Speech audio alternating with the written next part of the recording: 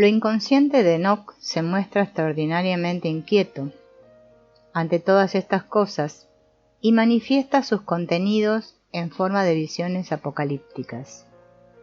Además, induce a Enoc a realizar una peregrinatio, un viaje por los 4 puntos cardinales y el centro de la Tierra, con lo que la misma trayectoria seguida por Enoc dibuja un mandala, tal y como sucederá más tarde en los viajes de los filósofos alquímicos y en las fantasías correspondientes de nuestro inconsciente moderno.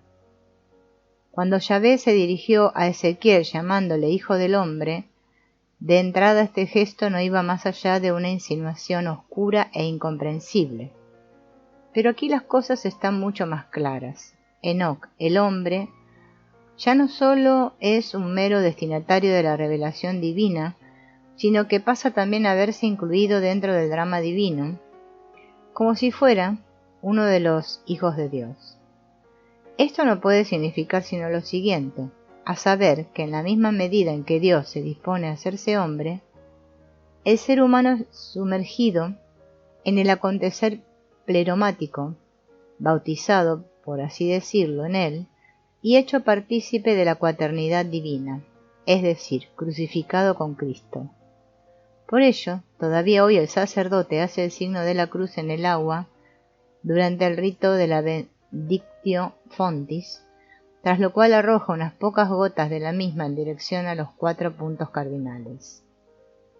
Enoc se muestra tan conmocionado e influido por el drama divino que casi puede darse por supuesto que su comprensión de la futura encarnación de Dios ha de ser singularmente profunda. Él, Hijo del Hombre, el cual se halla junto al anciano, se parece a un ángel, es decir, a uno de los hijos de Dios. Este Hijo del Hombre es el que posee la justicia, y con quien mora la justicia, pues el Señor de los Espíritus lo ha elegido, y es aquel cuya suerte es superior a todos por su justicia. Que la justicia ocupe aquí un lugar tan destacado no responde a la casualidad, pues se trata precisamente de aquella propiedad de la que carece Yahvé, algo que difícilmente podía haberle pasado desapercibido a un hombre como el autor del libro de Enoc. Bajo el reinado del Hijo del Hombre se oirá la plegaria de los justos, y la sangre del justo será reclamada ante el Señor de los Espíritus. Enoc contempla entonces la fuente de la justicia, que era inagotable. En cuanto al Hijo del Hombre, servirá de báculo a los justos y a los santos.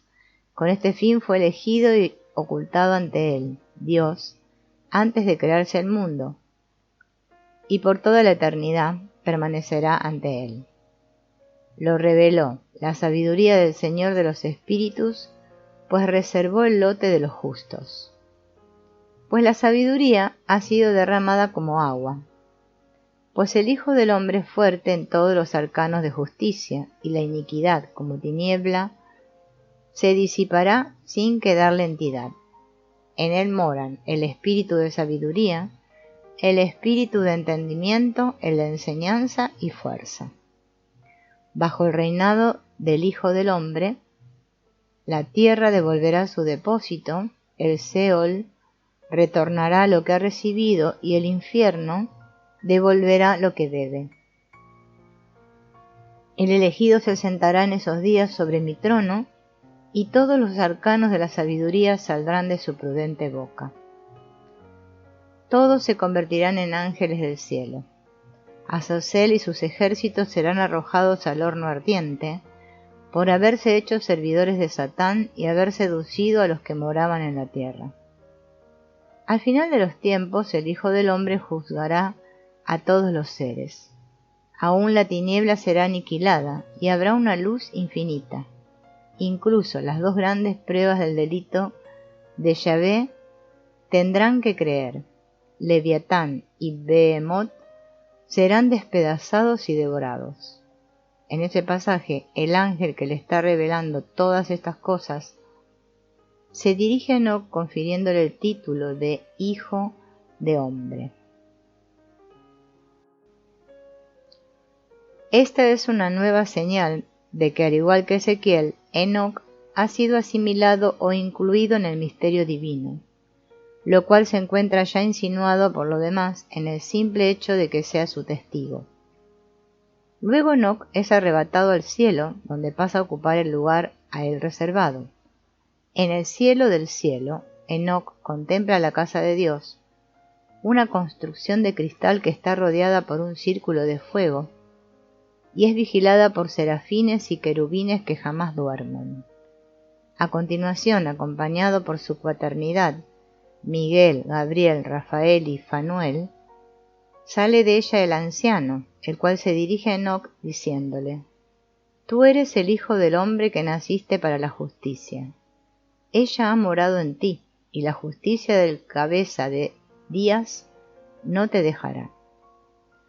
Es digno de notarse que el Hijo del Hombre y sus significados son puestos una y otra vez en conexión con la justicia, la cual parece constituir el motivo conductor y el interés principal.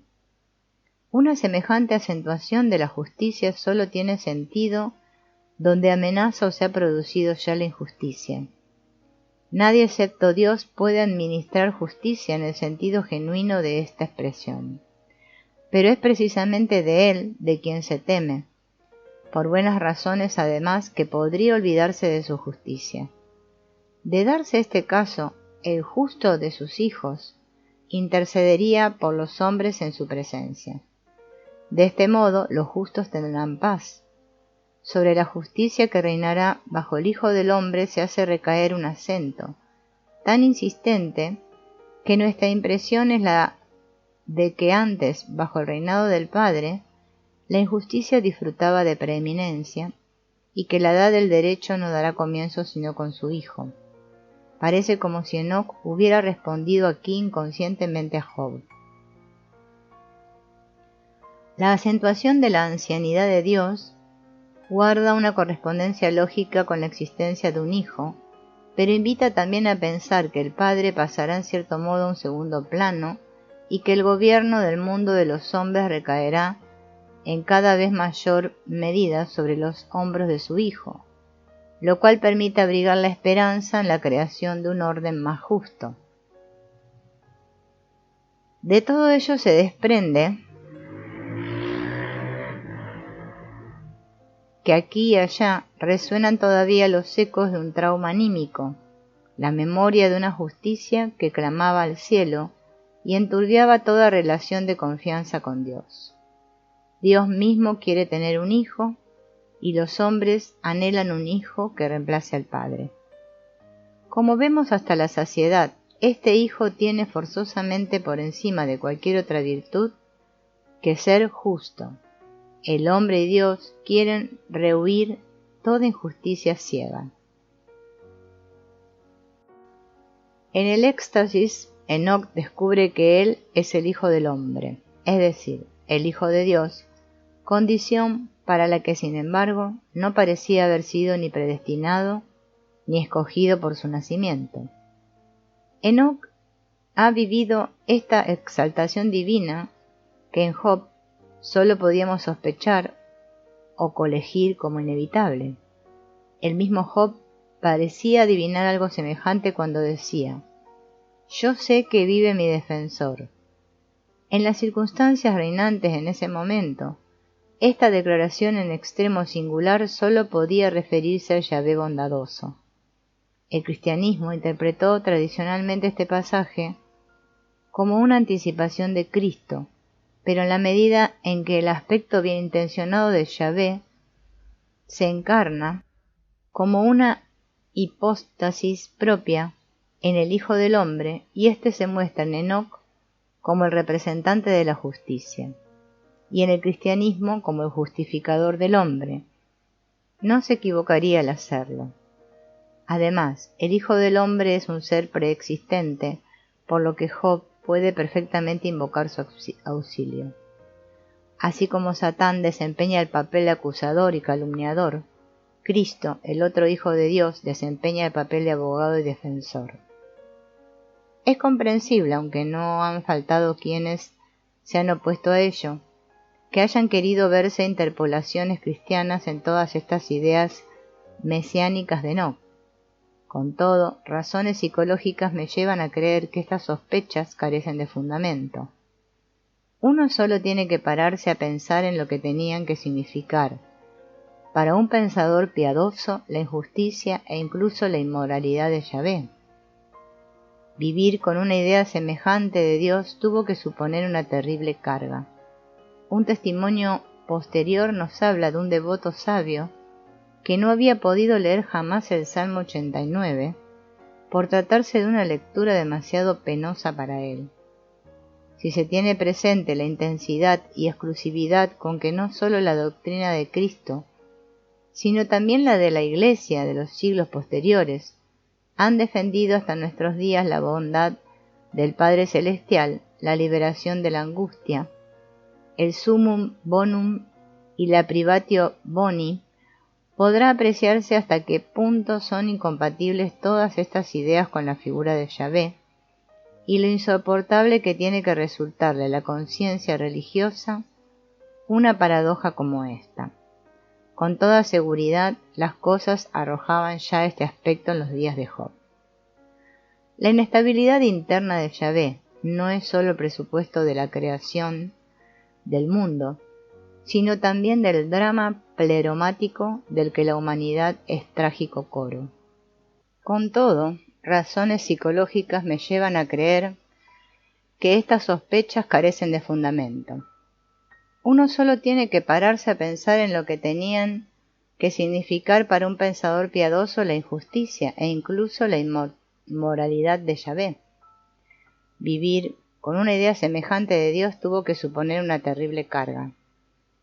Un testimonio posterior nos habla de un devoto sabio que no había podido leer jamás el Salmo 89 por tratarse de una lectura demasiado penosa para él. Se tiene presente la intensidad y exclusividad con que no solo la doctrina de Cristo, sino también la de la Iglesia de los siglos posteriores, han definido hasta nuestros días a la bondad del Padre Celestial, la liberación de la angustia, el summum bonum y la privatio boni. Podrá apreciarse hasta qué punto son incompatibles todas estas ideas con la figura de Yahvé y lo insoportable que tiene que resultarle a la conciencia religiosa una paradoja como esta. Con toda seguridad, las cosas arrojaban ya este aspecto en los días de Job. La inestabilidad interna de Yahvé no es solo el presupuesto de la creación del mundo, sino también el drama pleromático del que la humanidad es trágico coro. El enfrentamiento con la criatura transforma al Creador. A partir del siglo VI, las huellas dejadas por esta evolución en los escritos veterotestamentarios son cada vez más claras. Los dos primeros puntos culminantes están representados por la tragedia de Job y la revelación de Ezequiel. Job es el justo que sufre sin motivo.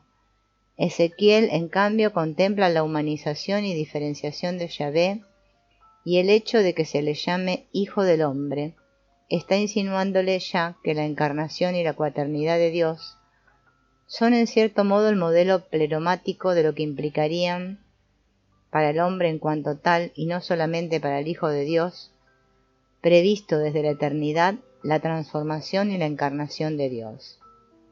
Dichas implicaciones se cumplen en el libro de Enoc en una anticipación de carácter intuitivo.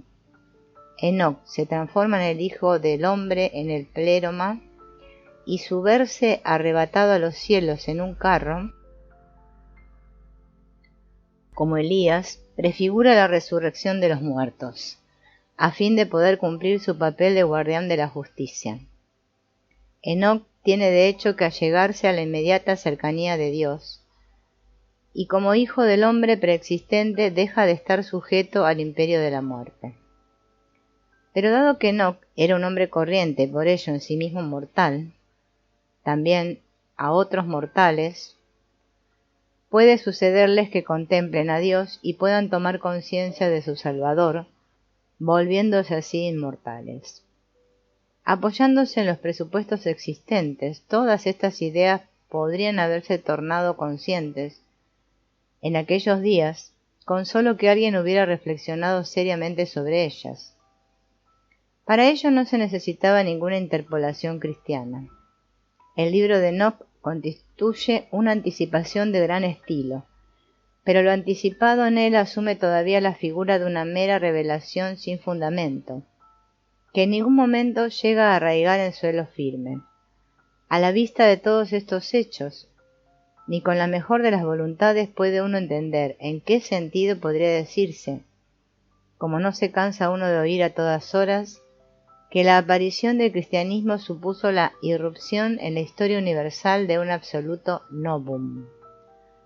Si ha habido alguna vez un fenómeno que haya sido preparado históricamente y se haya visto sostenido y favorecido por las ideas ya existentes en su entorno, el cristianismo sería sin duda uno de los ejemplos más contundentes del mismo.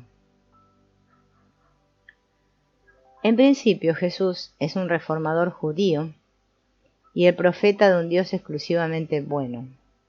Con ello, Jesús contribuye a la salvación de un contexto religioso sobre el cual pende una amenaza. Y en este sentido, Jesús se muestra de hecho como un Salvador que impide que la humanidad se vea privada de su comunión con Dios y se extravíe en la mera conciencia y su racionalidad. Tal cosa habría supuesto lo mismo que una disociación entre la conciencia y el inconsciente, y por ende lo mismo que un estado antinatural o patológico, es decir, que esa pérdida del alma que pesa sobre el hombre como una amenaza desde el principio de los tiempos. El ser humano se expone sin cesar al peligro de pasar por alto las realidades y necesidades irracionales de su psique y figurarse que la razón y la voluntad lo pueden todo. Este peligro es cada vez mayor e induce al hombre a pensar que puede hacer sus cuentas sin contar con la huéspeda, tal y como se echa de ver con claridad meridiana en grandes tentativas sociopolíticas, como el socialismo y el comunismo.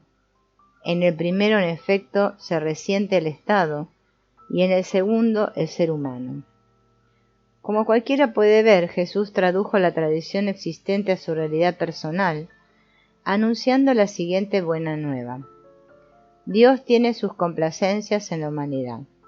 Es un Padre amoroso que os ama como yo os amo, y me ha enviado a mí como hijo suyo para rescataros del antiguo pecado. El mismo Jesús se ofrece como la víctima propiciatoria que operará la reconciliación con Dios. Ahora bien, cuanto más deseable resulta una relación de verdadera confianza entre el hombre y Dios, tanto más tienen que llamar la atención la sed de venganza y el carácter implacable de Yahvé para con sus criaturas. De un Dios que es un Padre bondadoso, el amor en sí mismo, no deberían esperarse sino comprensión y perdón, pero que al sumo bien tenga que pagársele este acto gracioso con un sacrificio humano y en concreto con la muerte de su propio hijo, supone un inesperado shock. A juzgar por las apariencias, Cristo pasó por alto este anticlímax, y en cualquier caso todos los siglos posteriores lo aceptaron sin protestar. Pero uno ha de tener bien a la vista lo siguiente. El Dios del bien es hasta tal punto hostil a una reconciliación que sólo se aviene a aplacarse con un sacrificio humano. La idea es insoportable, y hoy en día son pocos los dispuestos a pasar, sin más, por un trago semejante, pues hay que estar ciego para no ver que una luz deslumbrante incide desde aquí sobre el carácter divino, poniendo de manifiesto que todos los discursos sobre el amor y el sumum bonum no son otra cosa que buenas palabras. Cristo demuestra ser un mediador en dos sentidos. Por un lado ayuda al hombre frente a Dios, por otro elimina la angustia provocada por este ser. Cristo ocupa una importante posición intermedia entre dos extremos difícilmente reconciliables, Dios y el hombre. El foco del drama divino se desplaza de manera visible al hombre Dios mediador. Este último no carece ni de lo humano ni de lo divino, y por ello, desde muy pronto, fue representado con la ayuda de símbolos que implicaban la idea de una totalidad. ya que se pensaba que lo comprendía todo y reunía los opuestos en una unidad. También se le atribuyó la cuaternidad del Hijo del Hombre, señal de una conciencia diferenciada, cruz y tetramorfo. Todo esto se corresponde a grandes rasgos con lo prefigurado en el libro de Enoc, aunque con una significativa diferencia. Ezequiel y Enoc, los dos portadores del título de Hijo del Hombre, son seres humanos ordinarios, mientras que su origen, generación y nacimiento hacen de Cristo un héroe y un semidios en el sentido antiguo de estas expresiones. Cristo fue engendrado en el seno de una virgen por obra del Espíritu Santo. Cristo, pues, no es un hombre criatural y por ello carece de toda inclinación hacia el pecado. Los preparativos que rodearon su encarnación impidieron que se viera contaminado por el mal. De ahí que se halle más próximo a la naturaleza divina que a la humana. Cristo encarna única y exclusivamente la buena voluntad de Dios y por ello su sitio no se encuentra exactamente en el centro, pues el rasgo esencial del hombre creado, el pecado, no lo toca. Originalmente el pecado descendió del reino celestial a la creación, gracias a las artes de Satán, lo que encolerizó a Yahvé hasta tal punto que al final hubo que sacrificar a su propio hijo, a fin de apaciguar su ira. Para nuestra sorpresa, nada de todo ello se vio seguido por la expulsión de Satán lejos de su presencia. En el libro de Enoc se confía a un arcángel especial, Fanuel, la tarea de mantener alejado a Yahvé de las insinuaciones de Satán, pero para que éste sea encadenado como una estrella, arrojado al abismo y aniquilado, es preciso esperar al fin de los tiempos. A diferencia del Apocalipsis de Juan, donde Satán permanecerá para siempre en su elemento. Aun cuando lo admitido por la mayoría es que el sacrificio único de Cristo acabó con la maldición del pecado original y reconcilió definitivamente a los hombres con Dios, son numerosos los indicios de que Cristo no compartía sin reservas tales presunciones. ¿Qué será de los hombres, y en especial de sus partidarios, cuando el rebaño pierda a su pastor y aquellos echen de menos a quien ha intercedido por ellos ante el Padre? Cristo asegura a sus discípulos que siempre estará presente en ellos, más aún, que está ya dentro de ellos. Pero pese a todo, esto no parece satisfacerle, por lo que les promete que además les enviará desde el Padre un abogado defensor que ocupe su lugar, los asista de palabra y de hecho y permanezca para siempre a su lado. Cabe sospechar, por tanto, que la cuestión jurídica sigue sin estar aclarada del todo, o, lo que es lo mismo, que todavía existe un factor que inspira una cierta inseguridad. Pero el envío del Paráclito esconde aún otro aspecto. Este espíritu de verdad y conocimiento es el Espíritu Santo por el que Cristo fue engendrado, el espíritu de la generación física y espiritual, que a partir de ahora hará su morada en el hombre creado. Puesto que el Espíritu Santo representa la tercera persona de la divinidad, tal cosa equivale a decir que Dios será engendrado en el hombre criatural. La condición humana experimenta con ello una gigantesca transformación, porque en tal caso el hombre es en cierto modo elevado a la categoría de Hijo de Dios y Dios encarnado. Con ello se cumple lo prefigurado en los libros de Ezequiel y Enoc, donde, como vimos, se confería ya al hombre criatural el título de Hijo del Hombre. Pero, de esta suerte, el hombre pasa a ocupar, a despecho de su pecaminosa condición, la posición del mediador, de quien une con sus criaturas a Dios. Seguramente, Cristo tuvo ya presente esta inmensa posibilidad al decir: el que crea en mí hará él también las obras que yo hago y mayores aún. Y al recordar el 6º versículo del Salmo 82, Yo había dicho, vosotros sois dioses, todos vosotros, hijos del Altísimo. Añadía, y no puede fallar la Escritura. El futuro establecimiento del Espíritu Santo en el hombre es señal de que la encarnación de Dios tendrá una continuación. Como Hijo engendrado por Dios y mediador preexistente, Cristo es una primicia y un paradigma divino al que seguirán ulteriores encarnaciones del Espíritu Santo en el hombre real. Este hombre real participa, sin embargo, de la oscuridad del mundo y por ello la muerte de Cristo señala el inicio de una situación crítica, que bien puede ser motivo de preocupación. De la encarnación, en efecto, fueron cuidadosamente alejadas la oscuridad y el mal. La conversión de Enoc en el Hijo del Hombre discurrió en todo momento en un medio luminoso, y la encarnación de Dios en Cristo hace lo propio con todavía mayor claridad. No es en absoluto probable que la unión entre el hombre y Dios se interrumpa con la muerte de Cristo. Al contrario, la continuidad de esta relación se acentúa una y otra vez, y la venida del Paráclito la confirma aún más minuciosamente. Pero cuanto más íntima se torna la unión, mayor es también la proximidad del enfrentamiento con el mal, un presentimiento que hace ya notar su presencia en fechas muy tempranas. Deja entonces paso a la convicción de que la manifestación luminosa se verá seguida por una epifanía oscura, y Cristo por un anticristo.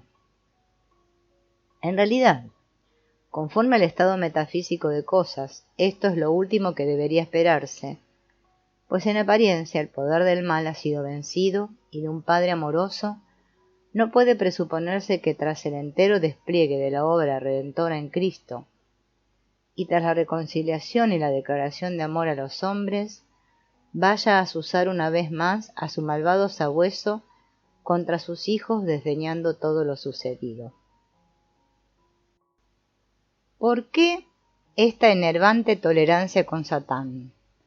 ¿Por qué este obstinarse en proyectar el mal en un hombre que al haber sido creado débil, impotente y estúpido, tiene forzosamente que ser presa fácil para sus hijos malvados? ¿Por qué no arrancar el mal de raíz? La buena voluntad de Dios ha engendrado un hijo bueno y compasivo y ha acuñado la imagen de un buen padre, por desgracia, diríamos, olvidándose una vez más de que se tenía conocimiento de una verdad muy distinta. Si Dios hubiera examinado a sí mismo, nunca se le habría escapado la disociación en la que estaba precipitándose con su encarnación. Pues, ¿a dónde ha ido a parar su oscuridad? Esa oscuridad con la que Satán consigue siempre sustraerse a su merecido castigo. ¿Cree Dios que se ha transformado totalmente y que no hay nada inmoral en él? Ni siquiera su Hijo luminoso las tenía aquí todas consigo. Ahora Dios envía a los hombres el Espíritu de la verdad, y éstos descubrirán muy pronto, gracias a él, lo que tienen que esperar cuando Dios se ha limitado a encarnarse en su aspecto luminoso, y cree ser el bien en sí mismo, o desea, cuando menos, que se le tenga por tal.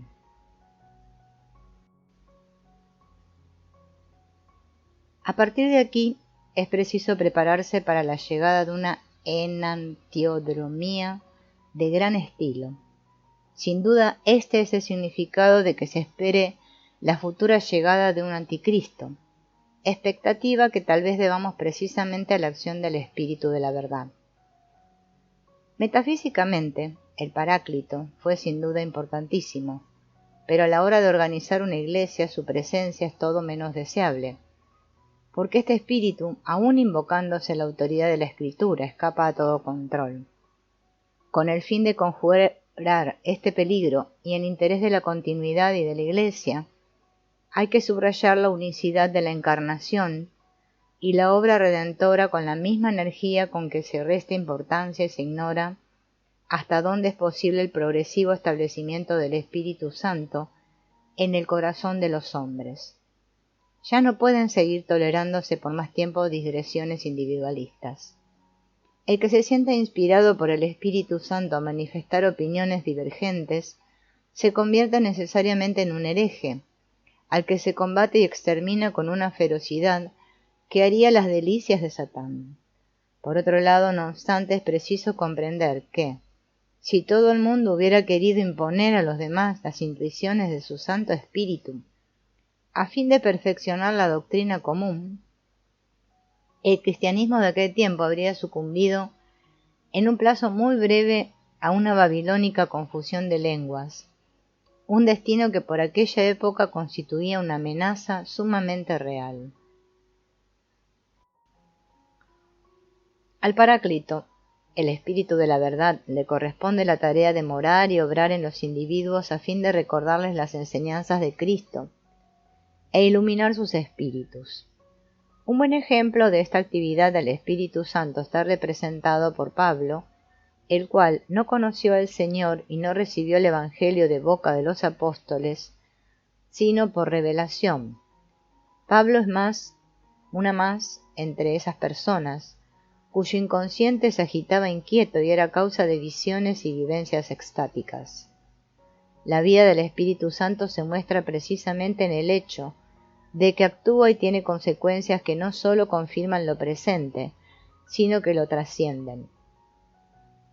Así, en algunas de las declaraciones de Cristo figura ya un anuncio de ideas que van más allá de lo que tradicionalmente se considera cristiano. Uno de esos anuncios se encuentra, por ejemplo, en la parábola del administrador infiel, cuyos principios morales concuerdan con el logion del Codex Besae y responden a criterios éticos distintos de los esperados. El criterio moral por excelencia está aquí representado por lo consciente de la actuación, y no por la ley o la convención. A este respecto cabría también citar el hecho singular de que Cristo optara por hacer de Pedro, un hombre que disfrutaba de un precario dominio de sí y poseía un carácter inconstante, la piedra y el fundamento de su iglesia. Para mí todos estos son rasgos que aluden a una inclusión del mal en un punto de vista que va diferenciándose moralmente. Así es bueno, por ejemplo, ocultar razonablemente el mal y malo obrar de forma inconsciente. Casi podría suponerse que estas ideas se adelantan ya a una época en la que junto al bien se presta también atención al mal, es decir, en la que el mal ya no es reprimido a limine, escudándose para ello en el dudoso supuesto de que uno sabe siempre perfectamente lo que está mal. La espera del anticristo parece ser también una revelación o descubrimiento que adelanta acontecimientos posteriores, al igual que la curiosa afirmación de que el diablo, pese a su caída y ostracismo, continúa siendo el señor de este mundo, y teniendo su morada donde quiera que posemos nuestra vista. Pese a sus fechorías y pese a la obra de la divina redención, el ámbito sujeto a los dominios satánicos sigue siendo muy amplio, hasta el punto de abarcar el entero mundo sublunar. Una situación como esta no puede ser calificada más que de crítica, y en cualquier caso no se corresponde en modo alguno con lo que el contenido de la Buena Nueva permitía razonablemente esperar. El diablo, aun cuando su dominio tenga los días contados, no está sujeto por ninguna cadena. Dios sigue sin decidirse a usar la violencia contra Satán. Es preciso suponer que, obviamente, Dios sigue sin saber lo propicio que es al ángel malvado su propio perverso tenebroso. Como es natural al Espíritu de verdad, que ha hecho su morada en el hombre, este hecho no puede permanecer oculto a la larga. Por ello este espíritu perturba lo inconsciente del hombre, provocando otra gran revelación en los albores del cristianismo, que, por mor de su oscuridad, dio lugar en épocas posteriores a un gran número de interpretaciones acertadas y equivocadas. Me estoy refiriendo al Apocalipsis de Juan.